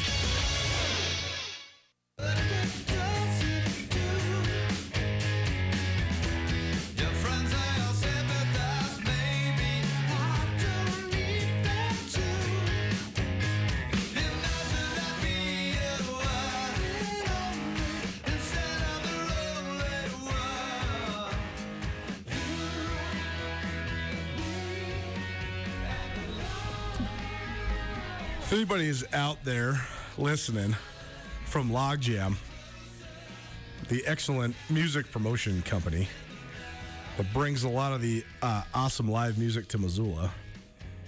Alanya, I'm talking to you, my good friend, who used to work here at the Trail, 103.3, which, by the way, if you're ever scaling the radio in Missoula, just kick it one notch up. Go listen to some sweet rock on the Trail. The Trail is the best station going if you're not listening to your favorite local sports talk show. But if anybody out there from Logjam's listening, give me some Queens of the Stone Age. I know that would be a hit in Missoula. That thing's, I mean, at this point, the Missoula scene is so popping that everything's going to sell out. So there's not really any worry, but that would be a well-received concert, I promise. Incubus was a huge hit here. They're sort of same vein. Foo Fighters have come to Montana before, so Dave Grohl is definitely familiar with the Treasure State, but I want some Queens of the Stone Age. I feel like that it's been a little while since they have cut an album, but I know that they still tour from time to time. So, you know, I don't think it's outside the scope of capacity for them to land in the Garden City. And hell, it's one of the coolest towns in America. So, I mean, it's not like crazy for anybody to come here. I mean, if the Rolling Stones and Paul McCartney and Elton John come here, I think that everybody's on the table. But would really love to see some Queens of the Stone Age. Definitely my favorite iteration of Dave Grohl's talent. I like Nirvana. I like the Foo Fighters, but I love some Queens of the Stone Age. So if that could possibly happen, it would make my dreams come true. Just a little request for the great folks down there at Logjam. ESPN Radio, Nuanez now. It's Wing It Wednesday. Super style. Text us right now, 406-888-1029. Texter number 2. We got 10 wings of the Desperado Sports Tavern and Grill, which we'll have every 10 minutes of every Wednesday show here in the month of February to help us celebrate our 10th anniversary here at ESPN Missoula. Crazy it's been that long. Couldn't have done it without all of you. So we want to reward as many as we can. 10 wings every 10 minutes. Text us right now, 406-888-1029. Wanted to have a little Super Bowl redux with Junior Adams, an All-American receiver at Montana State who's then risen through the coaching ranks and had stops at a variety of different schools, including Boise State, Washington, and now Oregon. But he got his coaching career really kicked into overdrive when he was the wide receivers coach at Eastern Washington. And when he famously recruited and developed an undersized kid out of A.C. Davis High School in Yakima, who now is the Super Bowl MVP. That's Cooper Kupp, for those keeping track. I remember when I first interviewed Junior about Cooper Kupp, and he was saying that he had all the potential in the world and then some, and that's been fulfilled. So it's been very fun for Cooper Kupp to affirm that to the rest of the world outside the Big Sky Conference world. But Junior was caught up with some stuff today, so we'll effort him a little later on. I would love to catch up with him in some form or fashion, whether it's for a podcast, if the timing of this thing doesn't work, or whether it's here on Nuanez Now. So we'll circle back around to it. I know I teased that yesterday, and we got some inquiries on who it might be because I was sort of vague about it. But that's the plan. We'll get around to it when we can. But now the Super Bowl was multiple days ago. So that means on to the next. Let's talk 2022 NFL. Let's talk our way around the NFL. We're just going to talk about a whole variety of different teams here in the NFL. But we will start with the Los Angeles Rams, the recently anointed Super Bowl champions. I think it's a phenomenal story. It's the feel-good stories are sort of elusive for the big market teams because you often think, well, you know, that team's in L.A. That team plays in a $5.5 billion stadium. That team can get any and all of the free agents that it wants. And all those things are true. But I do think the element of the rising star, young coach who then hit a wall and lost in the Super Bowl and then rebuilds it so fast he gets his team back and wins the Super Bowl like Sean McVay, to the underdog story of Cooper Kupp, to the redemption story of Matt Stafford, a former number one pick that was basically sent to NFL jail by having to play for the Detroit Lions for more than a decade before he got traded to L.A., to the fact that you have, I think in my opinion, the unquestioned best player in the NFL in Aaron Donald, not only leading his team to a Super Bowl, but having arguably the only other performance that rivaled Kupp's in the scope of the game in Aaron Donald All of those are great stories. Von Miller getting one last run. Eric Weddle signed off the streets, contributing to a Super Bowl champion. Odell Beckham, despite all of his turmoil and then the fact that he did get hurt, he still got himself a ring now too. And on and on and on and on. That said, as we know, the only thing harder than winning a championship, especially in the NFL, is winning two. And there's always the talk of, well, look at how many guys they got coming back. Look at how young this player is. Look how young that quarterback is. It's never that easy. Who would have ever expected when Brett Favre won a Super Bowl when he was in his mid-20s that he wouldn't win another one? Who would have ever expected that Aaron Rodgers would have not been to the Super Bowl one time in more than a decade after winning one in just a couple years into his career as a starter in Green Bay? This is a question that Patrick Mahomes will have to face now. He won one so early. What's he going to do for an encore? Well, there's a real world in which he wins a handful of rings. There's also a real world in which he never wins another one. And I think the latter is more likely just in terms of probability than the former. All that said, though, it's going to be fascinating to see where the Rams go because being in a huge market, being in one of the largest media markets in the country and the world, that comes with tons of scrutiny. It comes with tons of exposure. It comes with a huge spotlight. So where do the Rams go next? So we'll bring in our producer, Andrew Houghton, here at ESPN Missoula, as well as a contributing writer at SkylineSportsMT.com. And so, Andrew, sometimes we see teams get to the Super Bowl, fall short, and that be the galvanization point for them to get back. Sometimes we see teams make it and fall off. Last year to this year, the Bucs were basically the only Super Bowl champ we've ever really seen that just straight ran it back, who brought everybody back and had everybody back in the fold, and they fall short, losing to the Rams, who then eventually win the Super Bowl.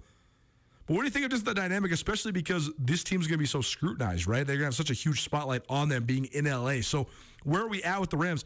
Like, I guess what I'm asking is, should the Rams be the betting favorite to win the Super Bowl next year or not? No, I don't think so. That's a good way to phrase the question, though. I think for a couple reasons. I mean, first of all, we got to make sure they're having everybody back here. I know there was some speculation about Aaron Donald retiring. It seems now like he'll be back. There's been a ton of speculation about Sean McVay maybe going for the broadcasting booth. You got to sort that stuff out. But also, Coulter, I mean, the NFL is the ultimate, 1-year league. In the NBA, I mean, if you've got your guys, you can retool the depth around them every year, bring them back. Same thing in the MLB. If you got your guys locked down to big contracts, you can retool around them, bring everybody back, make another run. The NFL, though, because the hard salary cap, it's so tough, and it's going to be really difficult for them to bring. They can bring the big names back if they want, but it's so tough to bring that depth back every year. That's right.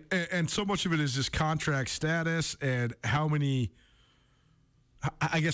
of the piece of the pie you want to use on each pivotal player. I do think that the Rams have an advantage in terms of the cap. That's it's a similar dynamic to what teams that have quarterbacks on their rookie contract has, but it's that Matt Stafford already signed his two big contracts. He's going to be well paid after leading the Rams to the title for sure, but he already got his $100 million deal. He already got all the guaranteed money. So now that he's in the latter half of his career and he's 34 years old, you don't have to pay him quite as much if he can sustain some modicum of health. You also got Kupp signed up.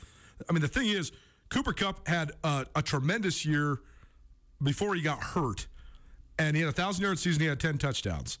And he signed a big contract then, which was big at the time for being a third-round draft pick and all that. If Kupp would have been going into a contract year this year, he'd be the highest-paid receiver in the history of the NFL. They don't have to waste money on that. But then you also, the Rams just won this game and went on this playoff run without Robert Woods, one of their pivotal offensive players, with Odell Beckham going down in the first half. Tyler Higbee, their tight end, was banged up and didn't play much in this. So they do have some other offensive weapons to add to the arsenal. But more than anything, I think the linchpin of this whole thing is Aaron Donald. How long does he want to play? If he decides to play through the end of this contract and then wants another one, what's that going to be worth? Because he's already broke the mold once. But more than anything, I think this is all going to come down to how does the man at the top and then how does that trickle down handle all the scrutiny? Because when you're in L.A., if you're pretty like Sean McVay and you're in L.A., Now all of a sudden, you're not just getting covered by ESPN and Sports Illustrated and NBC Sports and things like that. You're getting covered by TMZ. You're getting covered by People Magazine. I believe Sean McVay is engaged to be married. Regardless if he has any unsavory behavior or not, which I don't think he does. I think he's a great guy, and I think he's, clean living, whatever. But that's a massive distraction. So how do they handle all that, right? Like, Aaron Donald is undoubtedly going to be on so many more commercials. Like Cooper Kupp, people are going to be pitching him. Can we do a reality TV show about you and your great wife? Like, there's just so many other things that go with it that don't really occur if you're the Cleveland Browns or the Cincinnati Bengals. No doubt. I actually think they're in a pretty good place with that, though, because the guys that you just mentioned, I mean, Aaron Donald, Cooper Kupp, a guy like Andrew Whitworth, they're not the kind of guys who are going to be out. They'll do commercials and they'll be in the news, right, but they're also not going to be at the nightclubs until 2 a.m., right, stuff like that. And that's where it really gets magnified, and that's where you really go on TMZ. So I think there is the potential for some of that, but I also think this team is better set up to handle some of that coming back. And I don't want it to sound like I'm down on the Rams next year. I think they're solidly still a contender. Certainly if Aaron Donald comes back and Sean McVay comes back, I would have them, right in that second tier of contenders, because there are still a lot of questions. One of the guys I just mentioned, Andrew Whitworth, one of the oldest players in the NFL in history, he was their starting left tackle this year. Yes. Von Miller, and you talked all postseason about how great it was for Von Miller to just come out of the bullpen and, throw 15 or 20 pitches or play limited snaps and go full go, and how important that was for them. Is he at the same level? And also, I know we talk a lot about Cooper Kupp, man. Cooper Kupp's not having that season again. Oh, that's exactly right. I wanted to emphasize this when we were talking about him earlier this week. My brother, Brooks Nuanez, who joins us most weeks here, he's been running around crazy with his other job, so I don't know if he's going to be back this week. But he and I were hanging out last Friday, or I guess it was Saturday, and he said something so wise to me. We were talking about his 5-year-old son. We were bowling. We were talking about his 5-year-old son. And I was like, man, I can't wait till Ellis can do this. And he said, me neither, except for one of the things I've been really concentrating on is not wishing time away. Because it's one thing we do as humans so often. We wish time away. I can't wait till this. I can't wait till this happens. Instead of just enjoying what's happening right now. That's the thing. All of the prognosticators and pundits are going to sit here and say, well, what's next for Cooper Kupp? What does Cooper Kupp need to do to become a Hall of Famer? Could Cooper Kupp replicate what he's already done? No, he can't. He can't. But that's not it. It's not about that. He just had the greatest NFL receiving season ever. Ever. It's not, I don't even think it's close. Jerry Rice had some phenomenal years, and the year that Jerry Rice got 20-plus touchdowns in a strike-shortened 12-game season, it stands alone just in how unique the season was. But Cooper Kupp had over 120 first downs, let alone 178 catches for almost 2,500 yards. He caught not only the game-winning touchdown in the Super Bowl, but 4 other passes and drew a crucial pass interference penalty. Controversial, I know, but he was the only person that they were giving the ball on a 2-minute drill in the Super Bowl. That's unprecedented. It's unheard of. Will he ever do it again? No, but that's not what it is. Like when we hear next year, oh man, Cooper Kupp fell off, that's hurt the Rams so much. Of course he fell off. You can't have the best year ever and have it be the best year ever if it was easy to replicate and top. It's not happening. No, it's not. But I love that thing that Brooks said about just, not waiting for things to happen and wishing on that. And I think that leads us actually, Coulter, to the other team in this Super Bowl. Exactly. And that's what's so crazy, because I actually think the Cincinnati Bengals stand alone in the recent history of the NFL in the fact that they just won the AFC Championship against all odds. I truly thought the Bengals were going to finish last in their division, let alone make the playoffs. And it's not as if they had some world-beating season. In fact, they had one of the most mercurial seasons in the entire National Football League. You look at their start. I watched them the very first game of the year. They beat the Vikings on a game-winning field goal because, of course, they did.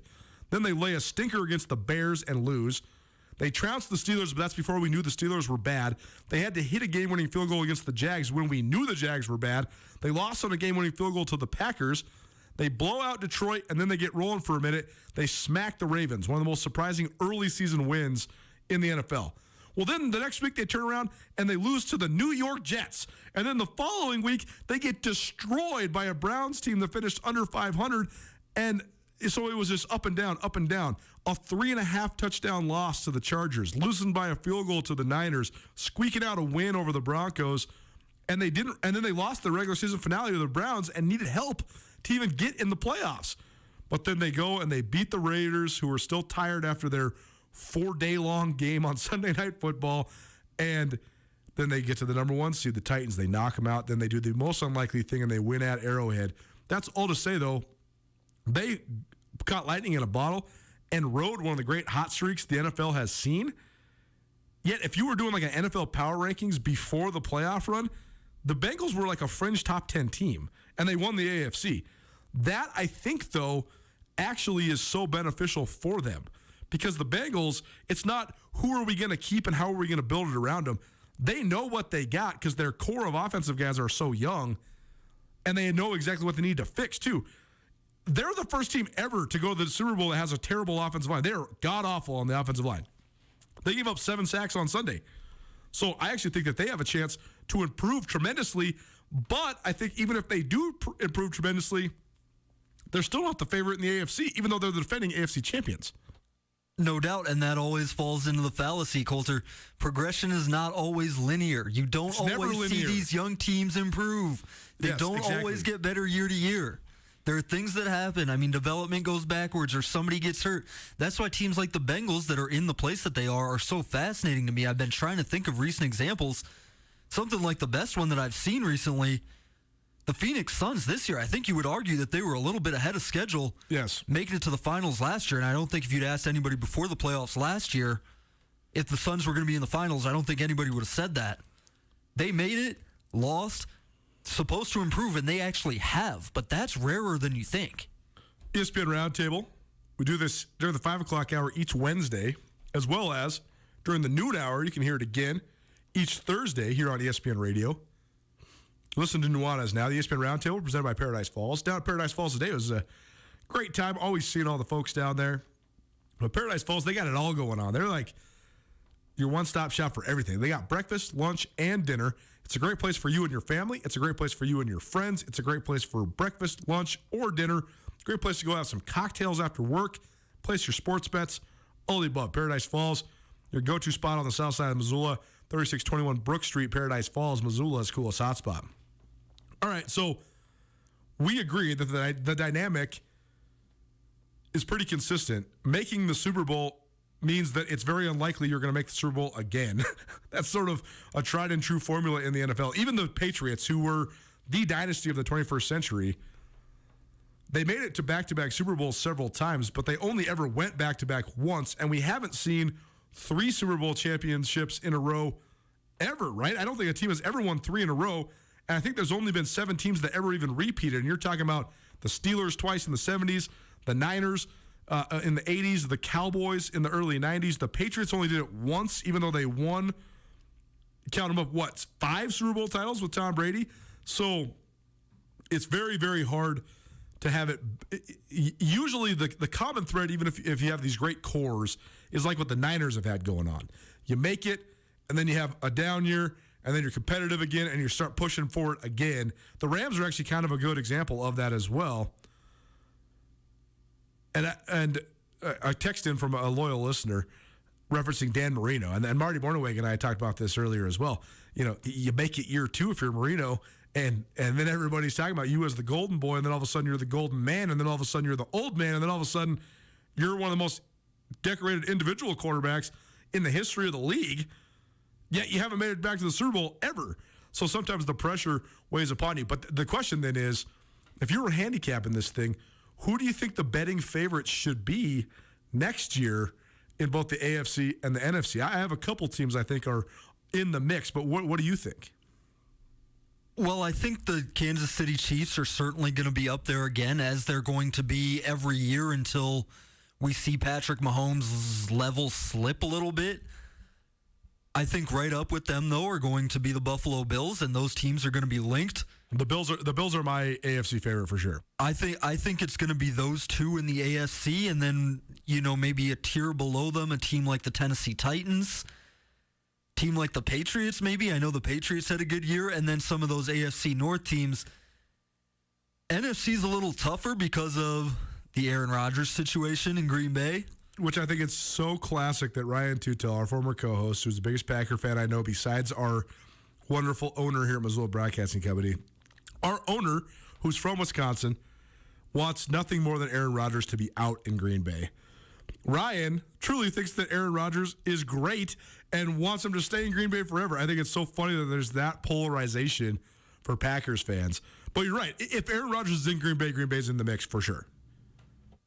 Beyond them, I think it's a little bit more difficult in the NFC, and I think the Rams might be up there. I would have them below the Bills and the Chiefs, maybe in the overall league picture. But if you're looking at just the NFC, I think the Rams have to be up there. Maybe the Dallas Cowboys. There's some uncertainty, of course, in San Francisco. But if Trey Lance comes out looking good this year, if they go get somebody and sort that out, I think they should be right up there. So I think there's sort of a tier of clear favorites at the AFC, and then in the NFC, it might be the Rams at the top. But then there's a lot of uncertainty in there. ESPN Roundtable, presented proudly by Paradise Falls of Missoula. I want to keep having this conversation, but we also are on a live radio show in which we have to take a couple more breaks so that we can, keep the lights on around here. So here's what we're going to do. We're going to take a step outside the ESPN Roundtable. We're not going to take a break quite yet. And then we're going to come back and continue talking about the NFL. But one thing I wanted to talk about, so ESPN Roundtable, upcoming, but we still have wings for you. So text us right now, 10 Wings, the Desperado Sports Tavern and Grill, every 10 minutes. Text us right now, 406-888-1029. And you will be the latest winner of 10 Wings every 10 minutes as part of our 10th anniversary here at ESPN Missoula. But I want to talk a little bit about prep sports. So let's dive into it. It's our Preps Extra presented by Farmers State Bank. Farmers State Bank's doing something awesome for high school kids around the state of Montana, high school seniors. They have 10 $10,000 scholarships. That's right, $10,000 scholarships, $100,000 to current Montana seniors in high school. To enter, you can visit farmersebank.com. That's farmersebank.com. But act now because the deadline is March 15th, so it's coming right around the corner, about 1 month from yesterday. So act now, do that. We got a text, speaking of listener texts, we got a text on Monday asking for a little bit of history on the Gold Goat. So I was down at Dahlberg Arena Friday night watching Hellgate and Sentinel battle in girls and boys basketball. Doubleheader down there at Dahlberg Arena, very fun. But the Golden Goat is actually a competition of spirit, of school spirit. So the basketball games are the centerpiece of the entertainment, but there's all sorts of exterior entertainment as well. Each school between Hellgate and Sentinel, which, by the way, I'm not going to derail this positive conversation by asking why Big Sky gets left out in the dark. That's a different conversation for a different day. I'm a Big Sky alum, so I don't know why Big Sky can't get in the mix here. I think that'd be fun. Have a little triangular. Regardless, it's very cool. I had the greatest time on Friday night. I thought it was so fun watching all the kids and just the joy that they had and the enthusiasm. But the Golden Goat is actually a battle of school spirit. So each Hellgate and Sentinel pick themes that they are going to use for their, ambiance for the entire evening. And so there's a little pregame with some hyping it up from each side, and then the girls play, and then there's a halftime show with a big halftime between the two schools, including, cheer squads and all that sort of stuff. Very fun. And then when the girls' game's over, another round of it. So this year it was cool because Sentinel had like a beach party theme, and they did some Beach Boy dances, and there's the dance team and the cheer team, and the bands are going at it. They're playing the songs, all that sort of good stuff. And then Hellgate's theme was sort of a USA theme in honor of the Olympics. And there's judges there, and the guys at ABC Fox Montana, our guy Ben Wyman, Maria Anderson from Wake Up Montana, and Sean Rainey, our SWX Montana sports director, who, by the way, will join us tomorrow here on Nuanez Now. They all play it up, and there's a scoring system, and at the end, they give the Golden Goat, Gertie is her name. This has been going since 2019. They give it to whoever has the most exuberance, whoever scores the most points based on the judging system. And so it's very cool, very fun night, and I thought both schools did very great. But Hellgate won the Golden Goat this time, and it was awesome. The other thing worth noting from a sports perspective is Hellgate beat Sentinel in boys basketball. They turned around and beat number 1 Helena Capital last night, and the Capital Bruins were the top-ranked team in the state. Braden Cook, one of the top players in the state, he got sick. He didn't play Monday against Kalispell Glacier. He did play last night, but he was held to his second lowest scoring output of the season. And Hellgate wins that game going away. So now Hellgate has won 10 out of 11. They're tied for the top spot in the Western AA. And Hellgate hosts Big Sky, an upstart Big Sky team that drilled Helena High last night. Very cool for the Eagles. And so now 7:30 Friday night at Hellgate's gym. We got a little crosstown showdown. It's always great when there's a crosstown showdown, but also it's even better when there's new teams involved. It's been Hellgate Sentinel for a little while. So the fact that Big Sky is a little bit of an upstart team, they beat Sentinel, that'll be a good one. 7:30 at Hellgate's gym. I'll be there. Maybe you'll be there as well. Nuanez now ESPN Radio as well as SWX Montana Television. That's our Prep Extra presented by Farmers State Bank. $10,000 scholarships to apply. Visit farmersebank.com. More on the ESPN Roundtable. More talk about the NFL. Keep it right here. Nuanez now ESPN Radio.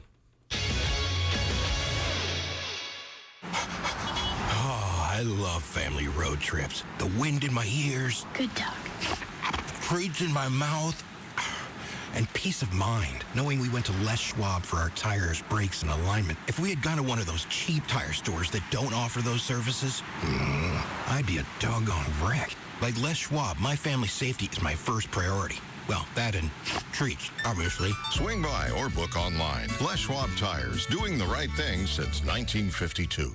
Buying or selling a home can be an intimidating task. Brent Wahlberg and the Wahlberg team of Windermere Real Estate are here to make you feel comfortable no matter where you're at in the process. The official realtors of Grizzly Athletics have more than 4 decades of experience in Western Montana. Brent and his team can not only find you your perfect home or buyer, but they can also teach you about the great city of Missoula and its tradition-laden sports teams. The Wahlberg team works as a family to help fulfill your real estate needs all over Western Montana. If you need help with residential, land, investment, or commercial, give Brent Wahlberg and the Wahlberg team a call today. There is still plenty of winter left to enjoy, and Bob Ward's has the gear to help you make the most of it. Right now, you can get screaming deals during Bob Ward's midwinter clearance sale. Find great deals on winter season gear store-wide. Outfit the family for a day on the snow without hurting your wallet at Bob Ward's. Get a new ski package for less. Find outerwear at super low prices, and take a hike with the best prices on winter boots. Bob Ward's midwinter clearance sale is on now. Bob Ward's, sports and outdoors, Montana style since 1917.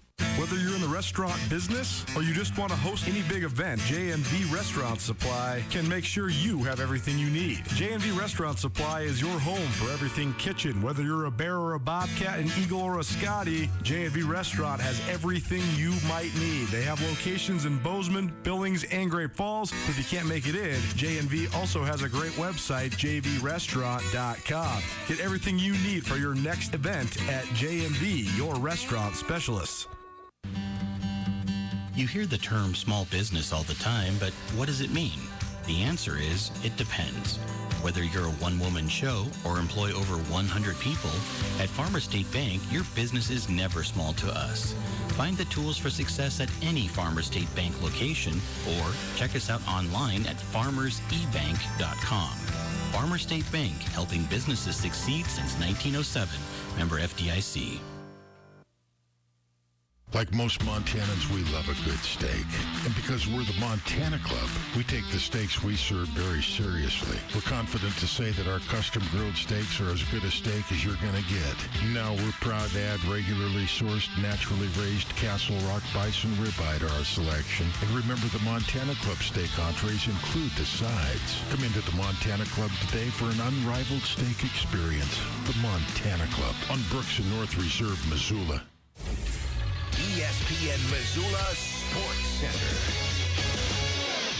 From the Big Sky to the Big Time, Cooper Kupp had one of the most successful weekends of anybody to ever come out of the Big Sky Conference on Super Sunday. Hello, I am Colter Nuanez. Kupp, a former 4-time first-team All-American wide receiver at Eastern Washington, once spent his time tearing up the Grizz, the Bobcats, and the rest of the Big Sky. And on Sunday, Kupp capped arguably the greatest single season by a wide receiver in the history of professional football. The 6'2", 208-pounder from Yakima caught 8 passes for 92 yards and 2 touchdowns on the way to earning Super Bowl MVP honors. Kupp caught 4 passes, including the go-ahead touchdown with less than a minute to play to help lift the Los Angeles Rams to a 23-20 win over the Cincinnati Bengals in Super Bowl 56. Kupp's final totals for the season include astounding numbers. 21 games, including the playoffs. Kupp notched 178 catches, 2,425 yards, and 22 touchdowns, winning the regular season receiving Triple Crown and earning unanimous first-team All-Pro honors. He caught an NFL postseason record 33 balls during the playoffs, was the NFL Offensive Player of the Year, and capped his 5th season in the league with Super Bowl MVP honors. And finally, in Big Sky women's hoops action, the Lady Grizz fell 63-57 at Eastern Washington on Monday in a makeup game from earlier this season. EWU led for the duration of the game in Cheney on the way to its 4th Big Sky win this season. The loss drops the Lady Grizz to 7-6 in league play. This ESPN Missoula Sports Center is brought to you by Selway Armory.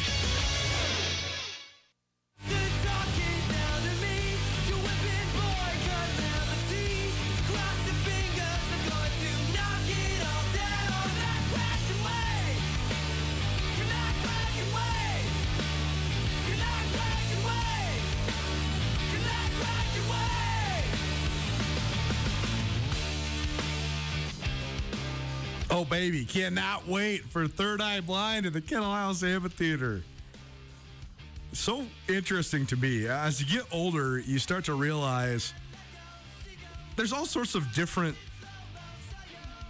times in your life where things can become formative, and hopefully you live a rich enough life in which that there's formative moments all the time. But it's also just so striking to me as I grow older just how formative your early to mid-teenage years are, and how much those impact your psychology and who you develop into as a person. And so I was rocking this, riding Bus 8. No, I wasn't riding Bus 8. Austin Tutel was riding Bus 8. I used to sneak onto Bus 8 to get onto go to Tutel's house because they have better snacks. I was riding Bus 12. We were listening to this in the back. Had to love it. Little Third Eye Blind for you. Hopefully, I'll see a bunch of you out there at the Kettle House in June, rocking out to one of the best 90s bands there was.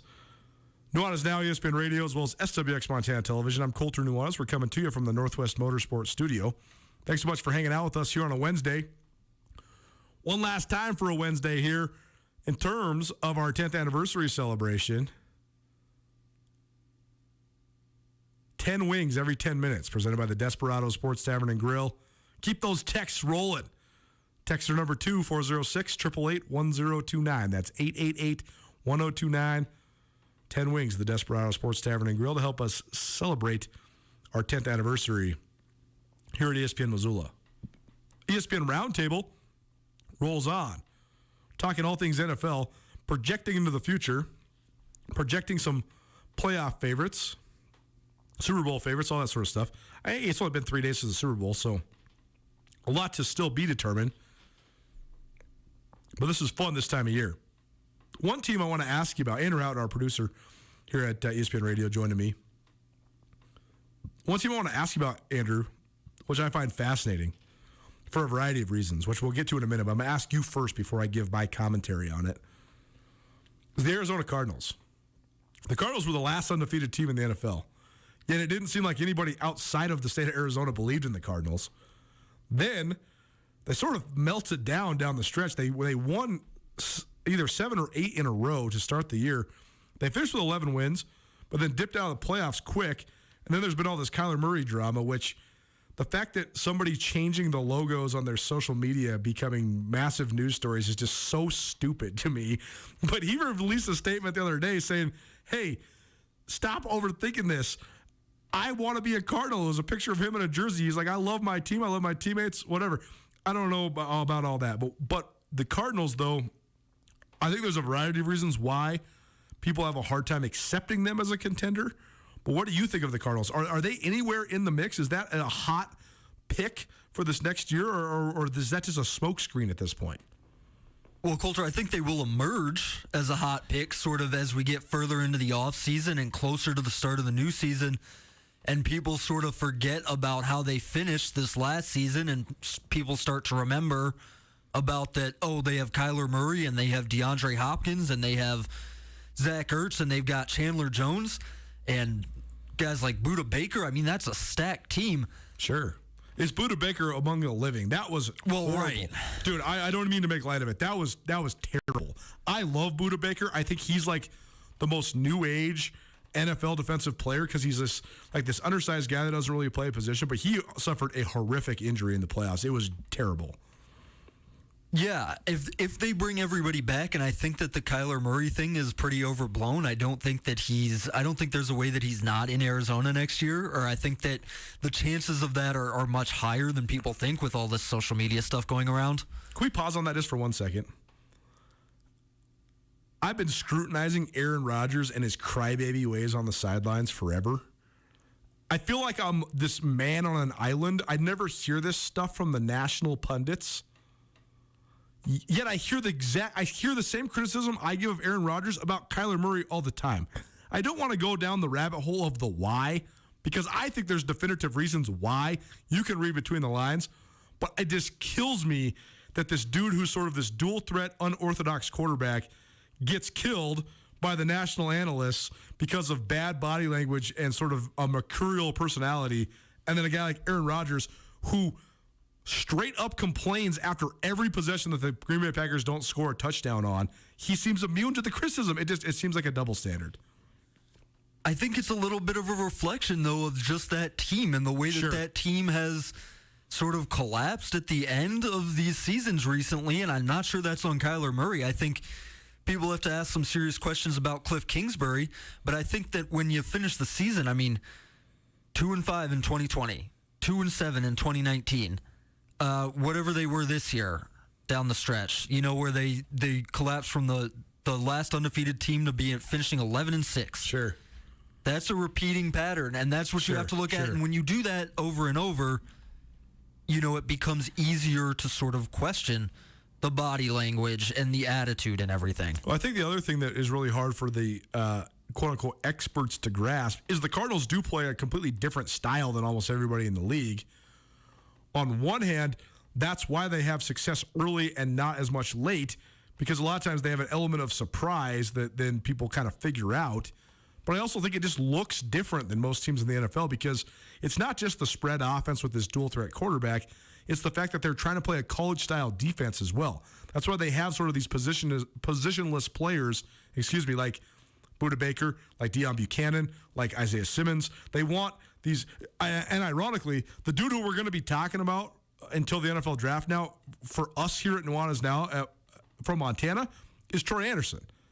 I actually think that one of the best fits from a scheme-only perspective in the NFL is Troy Anderson, the Arizona Cardinals, because he could be that cover linebacker hybrid, big nickel, big safety, sort of flexing around, running with receivers. I actually think it would be a great fit for him, and it's sort of this regional place where there's direct flights to Phoenix, so he could actually have a support system that would be viable for them to see him. But that's here nor there.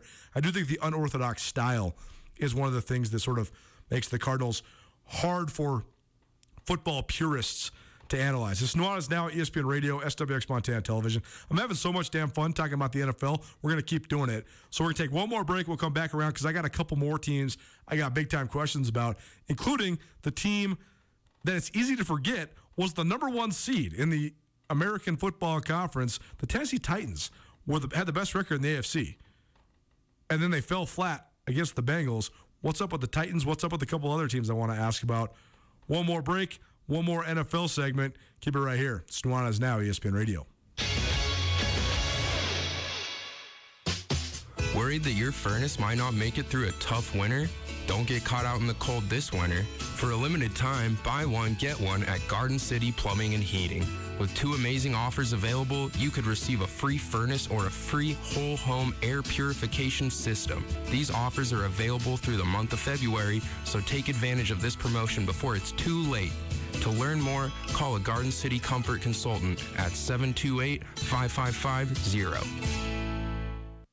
Missoula Bone and Joint has been providing quality orthopedic care for over 60 years. We offer a one-stop option on Mullen Road, which includes an orthopedic urgent care walk-in clinic, a state-of-the-art outpatient surgery center, MRI, digital x-ray, and physical therapy services. Our experienced team of orthopedic surgeons have an excellent reputation for providing successful outcomes and compassionate care. Missoula Bone and Joint, quality care from people who care.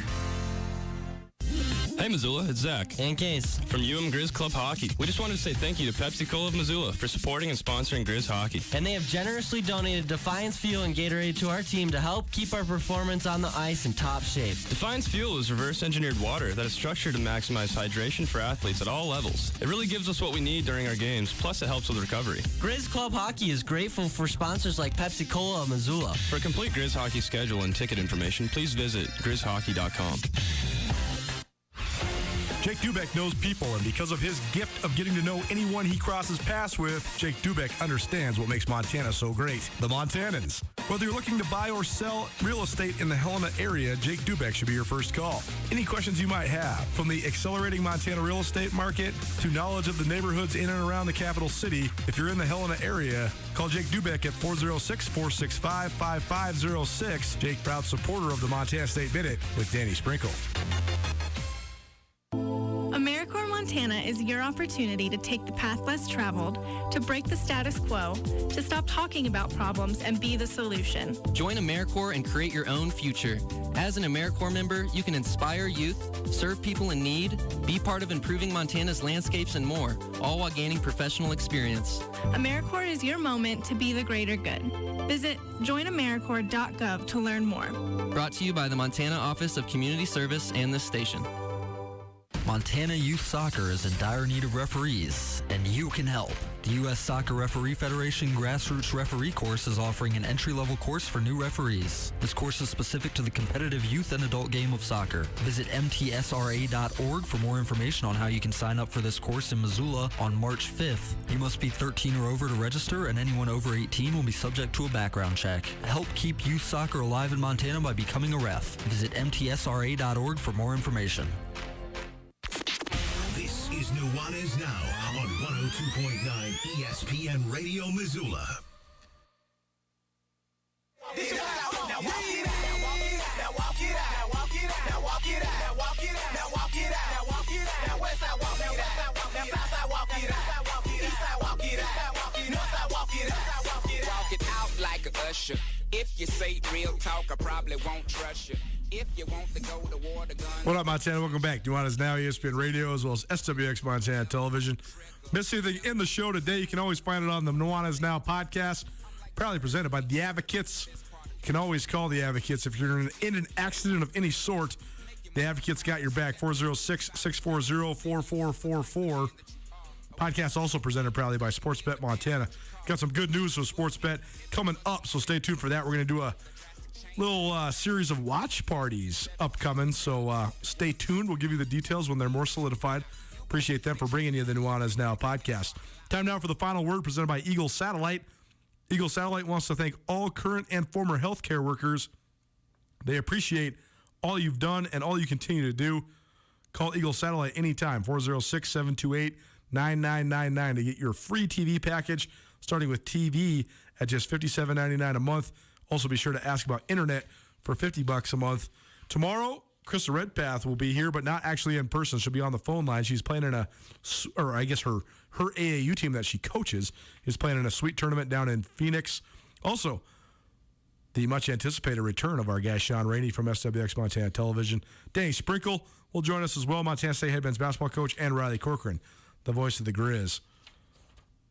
A couple more things about the NFL. We only got about 4 minutes left. But Andrew Houghton, our producer here at ESPN Missoula, joining me. I want to talk about the Titans.